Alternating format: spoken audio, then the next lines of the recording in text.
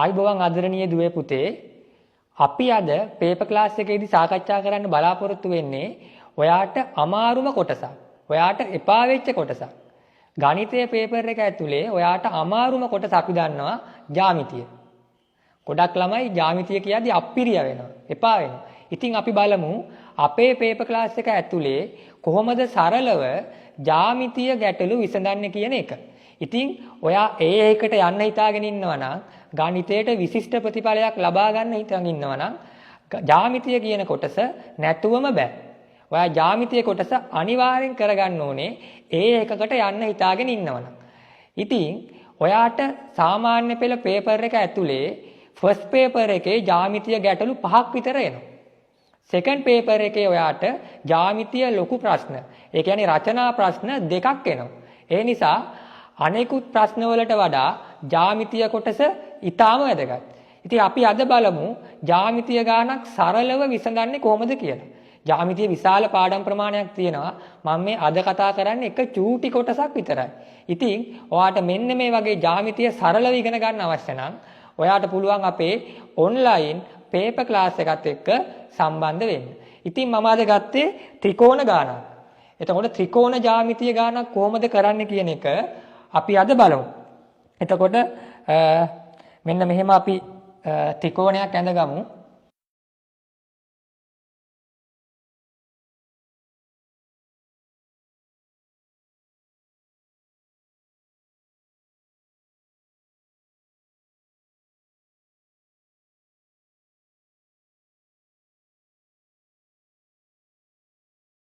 right මෙන්න මෙහෙම ත්‍රිකෝණ ගානක් තමයි ඔයාලට දීලා තියෙන්නේ. හිතන්න මෙන්න මෙහෙම ගානක් එක්සෑම් එකේ යාවා කියලා. එතකොට ABC කියලා ත්‍රිකෝණයක් තියෙනවා. ඔයාට කියනවා මේකේ මෙන්න මේ CAB කියන කෝණේ. අපි එතෙන්ට x කියලා දාමු. CAB කියන කෝණේ ඔයාට හොයන්න කියලා කියනවා. එතකොට ඔයා දන්නවා ඔයාට ජ්‍යාමිතිය ත්‍රිකෝණ පාඩමේ ප්‍රමේයයක් තියෙනවා. ත්‍රිකෝණයක පාදයක් දික් කරාට පස්සේ සෑදෙන බාහිර කෝණේ. ඒ කියන්නේ ACD කියන කෝණේ. මෙන්න මේ ACD කියන කෝණය සමාන වෙනවා අභ්‍යන්තර සම්මුඛ කෝණ දෙකේ එකතුවට.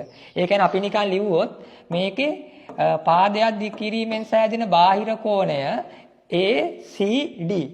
ඒක සමාන වෙනවා අභ්‍යන්තර සම්මුඛ කෝණ දෙකේ එකතුවට. අභ්‍යන්තර සම්මුඛ කෝණ කියන්නේ මේ බාහිර කෝණේ අභ්‍යන්තරයේ තියෙන කෝණේ නෙමෙයි. ඒක ඉස්සරහා තියෙන කෝණ දෙකේ එකතුව. අභ්‍යන්තර කෝණේ ඉස්සරහා තියෙන කෝණ දෙකේ එකතුව. මෙන්න මේ කෝණ දෙකේ එකතුවට සමාන වෙනවා. ඒ කියන්නේ ත්‍රිකෝණයක පාදයක් දික් කිරීමෙන් සෑදෙන බාහිර කෝණේ. මේකේ නම් ACD කියන කෝණේ සමාන වෙනවා CAB.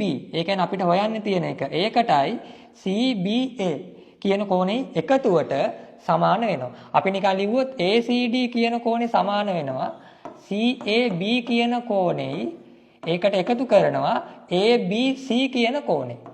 ඔන්න ඕක තමයි ඔයාට ත්‍රිකෝණ පාඩමේ තියෙන ප්‍රමේයන්ගෙන් එකක්. ත්‍රිකෝණයක පාදයක් දික් කිරීමෙන් සෑදෙන බාහිර කෝණය සමාන වෙනවා අභ්‍යන්තර සම්මුඛ කෝණ දෙකේ එකතුවට. ඒක තමයි ප්‍රමේය. එතකොට මේක ඔයා දන්නවා ඔයාට බාහිර කෝණේ කියලා තියෙනවා.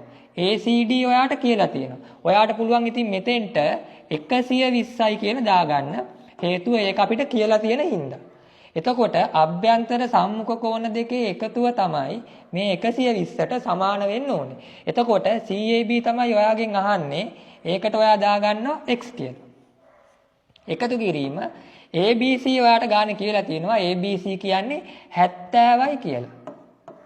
එතකොට ඔයා දන්නවා ඔයාට දැන් සමීකරණ මතක ඇති.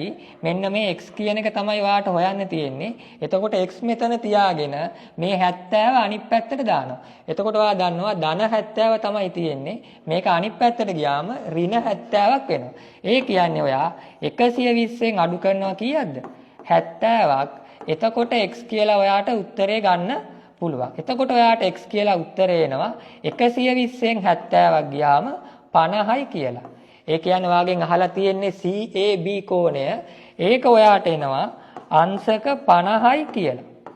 CAB කෝණය ඔයාට එනවා අංශක 50යි කියලා. එතකොට මේක තමයි ඔයාගෙන් බලාපොරොත්තු වෙන උත්තරේ. ත්‍රිකෝණේ පාදයක් දික් කිරීමෙන් සෑදෙන බාහිර කෝණය අභ්‍යන්තර සම්මුඛ දෙකේ එකතුවට සමාන වෙන හින්දා ඔයා 120න් 70ක් අඩු කරා නම් හරි එතකොට x කියන උත්තරේ ඔයාට එනවා අංශක 50යි කියලා. හරි. එතකොට ඒ ත්‍රිකෝණයක පාදයක් දික් කිරීමෙන් සෑදෙන බාහිර කෝණයෙන් ඔයාට මේ x කියන එක හොයන්නත් පුළුවන්. හිතන්නකෝ ඒක ඔයාට අමතකුණා කියලා. ඒ ප්‍රමේය අමතකුණා. නමුත් අපිට පේපර් එකේ මේ ගාන නොකර ඉන්න බෑනේ. මේක ඔයාට අනිවාර්යෙන් කරන්න වෙනවා ලකුණු ගන්න ඕන. එතකොට ඔයාට අමතක වෙන්නේ නැති. ඔයා 8 වසරේ ඉඳන් ඉගෙන ගන්න තව ප්‍රමේයක් තියෙනවා. ඒක ඕනේ ළමෙක් දන්නවා. ත්‍රිකෝණයේ අභ්‍යන්තර කෝණ තුනේ එකතුව 180ක් වෙනවා. ත්‍රිකෝණයේ අභ්‍යන්තර කෝණ තුනේ එකතුව 180ක් වෙනවා. ඉතින් ඒ ප්‍රමේය පාවිච්චි කරලත් ඔයාට මෙන්න මේ CAB නැත්නම් මේ x කියන එක ඔයාට හොයන්න පුළුවන්. හැබැයි ඒ x හොයන්න කලින් ඔයාට මෙන්න මේ කෝණේ හොයන් ඉන්න වෙනවා. මේ කෝණේ ඔයාට හොයන් ඉන්න වෙනවා. එතකොට ඒ කෝණේ හොයන්නේ කොහොමද? ඒ කෝණේ ඔයාට හොයන්න පුළුවන්. ඔයා දන්නවා සරල රේඛාවක් දුන්නම ඒකේ කෝණවල එකතුව කොච්චරද? 180යි. ඕනෙම සරල රේඛාවක කෝණවල එකතුව 180ක් වෙනවා. එතකොට මෙන්න මේ ACB කියන කෝණේ ඔයාට හොයන්න පුළුවන්. 180න් ඔයා අඩු කරන්න 120ක්. 180න් ඔයා අඩු කරන්න 120ක්. එතකොට ACB කියන කෝණේ ඔයාට එනවා අංශක 60යි කියලා. මෙන්න මේ ACB කියන කෝණේ ඔයාට එනවා අංශක 60යි කියලා. දැන් ඔයාට පහසුවෙන්ම මෙන්න මේ CAB එහෙම නැත්නම් x කියන එක හොයන්න පුළුවන් ත්‍රිකෝණයක අභ්‍යන්තර කෝණ තුනේ එකතුව 180 කියන එක පාවිච්චි කරලා. ඉතින් අපිට එනවා ලියා ගන්න පුළුවන් x ධන මේක 60යි ඔයා හොයාගත්තා 60 ධන මේක 70යි සමාන වෙනවා කීයටද 180ට. ත්‍රිකෝණ කෝණ තුන 180ක් හින්දා ඊට පස්සේ 60යි 70යි ඔයාට එකතු කරගන්න පුළුවන් 130යි ඒක සමාන වෙනවා 180ට. දැන් ඔයාට x කියන එක ලේසියෙන්ම ගන්න පුළුවන්. ඔයාට සමීකරණ මතක නම් මේ ධන 130 ඔයා අනිත් පැත්තට දාගන්න. එතකොට ඍණ 130ක් වෙනවා. ඒ කියන්නේ 180 වෙන 130ක් අඩු වෙනවා. ඔයාට x සමානයි 50යි කියලා උත්තරේ එනවා. එතකොට ඒකමයට ගත්තත් ඔයාට අර කලින් ආපු උත්තරේම එනවා. හරි? ඔයාට කොහොම කරත් පේපර් එකේ ලකුණු හම්බ වෙනවා. ඔයා පහසු ක්‍රමයකට කරන්න. හැබැයි ඔයාට ලේසි මෙන්න මේ ක්‍රමයට යන්නේක හේතුව ලේසියෙන්ම උත්තරේ ගන්න පුළුවන්.